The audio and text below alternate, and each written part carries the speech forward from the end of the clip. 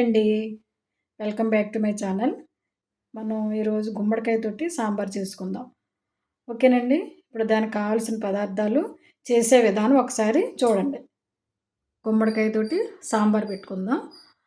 సాంబార్లో వెజిటబుల్స్ అన్నీ వేసుకుంటాం కదా! వెజిటబుల్స్ అన్నీ అవసరం ఉండదండి. ఇప్పుడు దానికి కావాల్సిన పదార్థాలు చూడండి. ఇదిగో చిన్నది గుమ్మడికాయ, కందిపప్పు తీసుకున్నాను, చింతపండు, కొంచెం స్వీట్ ఉండాలి కదా!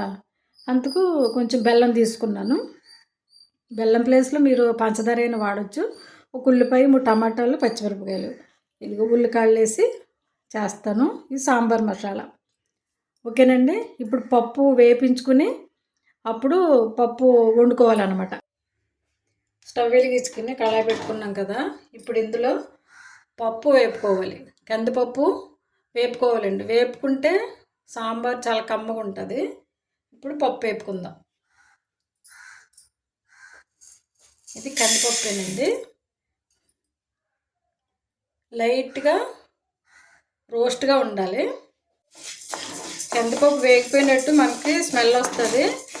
ఆ స్మెల్ వచ్చినప్పుడు మనం స్టవ్ ఆఫ్ చేసేసుకుని పప్పుకి నీళ్ళు పెట్టుకోవాలి. ఆ నీళ్లు కొంచెం వేడయ్యేటప్పటికి కొంచెం ఈ పప్పు నానుతుంది కదా, తొందరగా ఉడికిపోతుంది. నేనైతే కందిపప్పు అసలు ఏ పప్పు కుక్కర్లో పెట్టనండి, పైనే వండుతాను. ఓకేనా. ఇప్పుడు స్టవ్ కట్టేసుకుని మనం ఈ పప్పుని కాసేపు ఒక 5 నిమిషాలు నానబెట్టుకుందాం. ఆకుకూర వేసుకున్నా కమ్మగా ఉంటుంది. మనం ఇప్పుడు ఏంటంటే గుమ్మడికాయతోటి సాంబార్ పెడుతున్నాం కదా, అందుకని కొంచెం వేపుకుని ఒక 5 నిమిషాలు నీళ్లు పోసుకుని నానబెట్టుకోవాలి. నానబెట్టుకుంటే పప్పు తొందరగా ఉడుకుతుంది. కొంచెం లైట్గా ఆయిల్ లేకోకుండా వేపించుకుంటే బాగుంటుంది. పప్పుకైతే ఎసరు పెట్టాను. బాగా బాయిల్ అవ్వాలి. బాయిల్ అయిన తర్వాత కందిపప్పు కడుక్కుని ఉడకబెట్టుకోవాలి. నీళ్ళు అలాగా మసలాలి. అప్పుడు పప్పు చాలా కమ్మగా ఉంటుంది. ఇప్పుడు మనం కడిగి పెట్టుకున్న పప్పు వేసుకుందాం. కందిపప్పు వేసేసుకుందాం. వేపించి నానబెట్టుకున్నాం కదా, ఆ పప్పు వేసేసుకుందాం.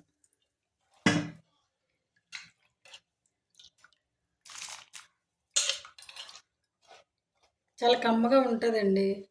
గుమ్మడికాయ కదా, హెల్త్కి కూడా మంచిది.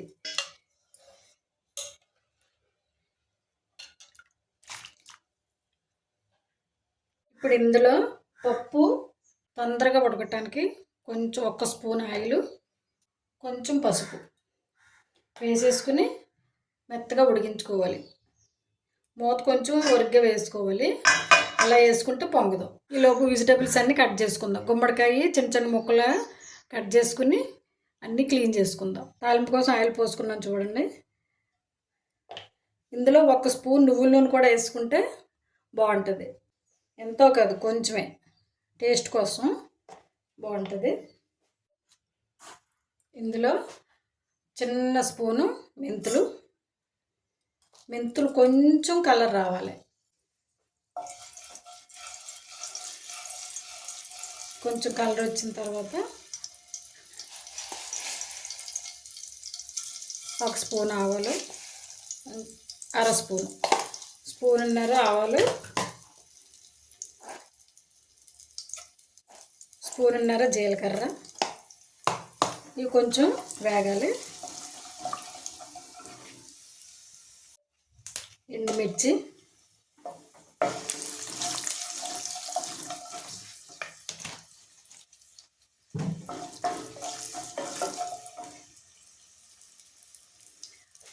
ఉల్లికాడలు, ఉల్లిపాయలు, పచ్చిమిరపకాయలు, ఇవి కూడా కొద్ది కలర్ వచ్చేదాకా వేపించుకోవాలి.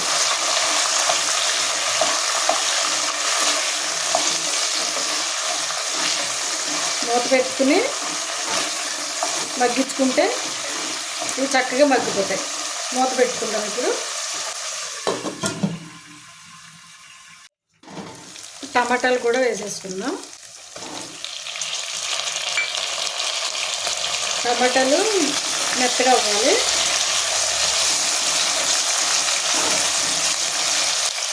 కరివేపాకు,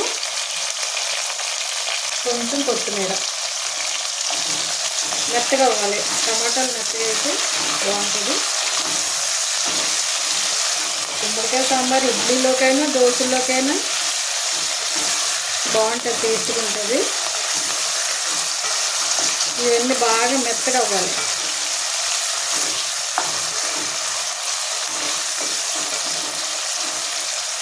మళ్ళీ 2 నిమిషాలు ఇలాగా మూత పెట్టుకుని ఉడికించుకుందాం.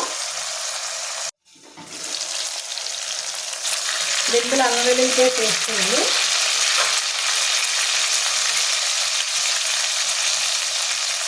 ఒక స్పూన్ అంతే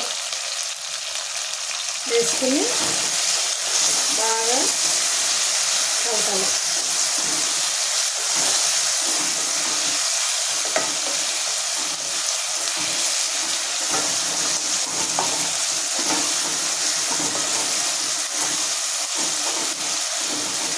ఇవి కొంచెం బాగా అల్లం వెల్లుల్లి పేస్ట్ పచ్చివాసన పోయేదాకా వేపుకుంటే సరిపోతుంది.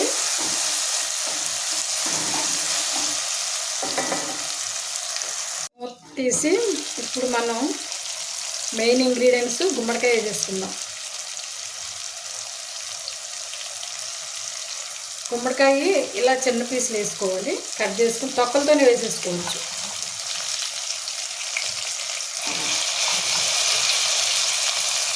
అల్లం వెల్లుల్లి పేస్ట్ ఇందులో ఉడికితే గుమ్మడికాయ బాగుంటుంది. ఇప్పుడు గుమ్మడికాయ వేసుకున్నాం కదా, స్టవ్ కొంచెం తగ్గించుకుంటే అల్లం వెల్లుల్లి పేస్ట్ ఫ్లేవర్ దీనికి పడుతుంది, గుమ్మడికాయ ముక్కలు పడుతుంది. మాడిపోకుండా జాగ్రత్తగా తిప్పుకోవాలి.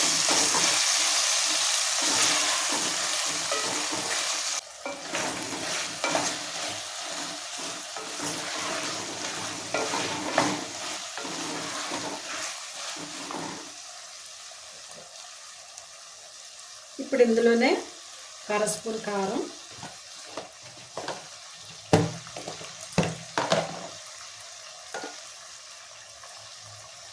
రుచికి తగ్గట్టుగా ఉప్పు కూడా వేసేసుకుందాం. ఇప్పుడే కొద్ది పసుపు, ఇవి కూడా ముక్కలకు పెడితే ఉప్పు కారం పెడితే గుమ్మడికాయ ముక్క బాగుంటుంది. ఇప్పుడు స్టవ్ బాగా తగ్గించేసుకోవాలి, ఎందుకంటే కారం అయ్యి వేసాం కదండి, అది అడుగు పట్టుకోకుండా చూసుకోవాలి. ఇలా 1 నిమిషం ఉంచుకుని మూత పెట్టుకుని ఉంచుకుంటే గుమ్మడికాయ ఉడికిపోతుంది. కొద్ది వాటర్ వేసుకోవాలి.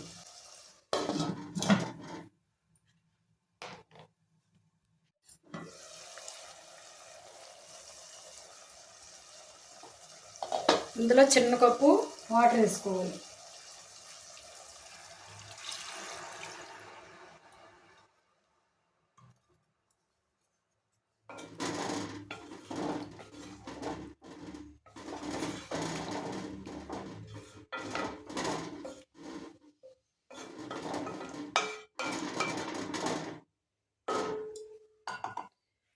ఇప్పుడు మీడియం ఫ్లేమ్ మీద గుమ్మడికాయ అన్నీ ఉల్లిపాయ ముక్కలన్నీ ఒకసారి ఉడికించుకుని పప్పు వేసుకోవాలి. తీసి గుమ్మడికాయ ఉడికిందో లేదో చూద్దాం.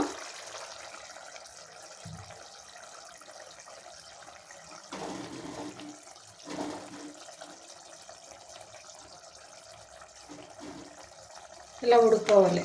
మళ్ళీ పప్పు వేసామనుకోండి ఉడకదు కదా, అందుకని ఇలా ఉడికితే సరిపోతుంది. ఇప్పుడు ఈ ప్లేస్లో మనం చింతపండు పోసుకోవాలి.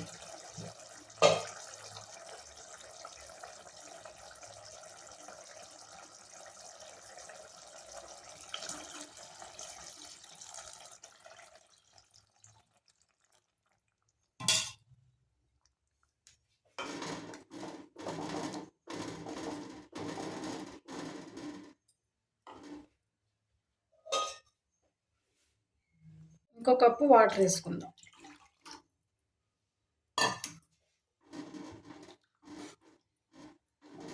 ఇప్పుడు మనం పప్పు ఉడికించుకున్నాం కదా, పప్పు కూడా వేసేసుకుందాం.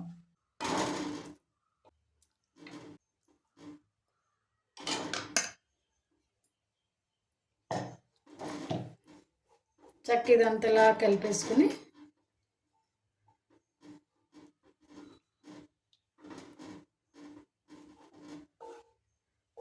ఉప్పు సరిపోయిందో లేదో చూసుకోవాలి. మనకు ఉప్పు పడుతుంది కొంచెం.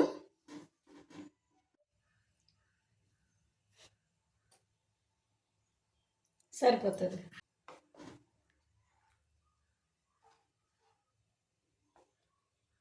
ఇప్పుడు ఇలాగా సాంబారు మనకి ఇంకా కొంచెం వాటర్గా పలచగా కావాలంటే ఇంకా కొంచెం వాటర్ పోసుకోవచ్చు. ఉడికేటప్పటికి కొంచెం చిక్కపడుతుంది కదండి, ఇంకొక కప్పు వాటర్ పోసుకోవచ్చు. మొత్తం చూద్దాం. ఇలా మరుగుతుంది కదా, ఇందులో కొంచెం సాంబార్ పౌడర్ వేసుకోవాలి. నేను ఎంటీఆర్ సాంబార్ పౌడర్ తీసుకున్నానండి. మీకు ఏది అవైలబుల్గా ఉంటే అది వేసుకోవచ్చు.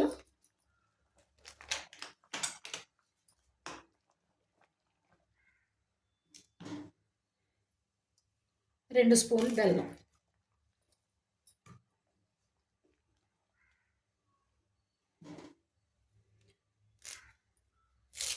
కొంచెం కరివేపాకు, కొత్తిమీర. ఇలా ఒక్క 10 నిమిషాలు ఇలాగ మరగనిచ్చుకుంటే మనకి గుమ్మడికాయతో సాంబారు రెడీ.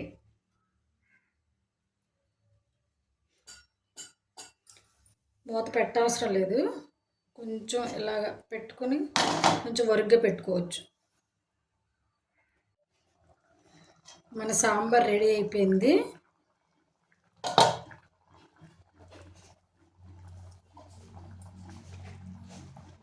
ఇలా మరగాలి.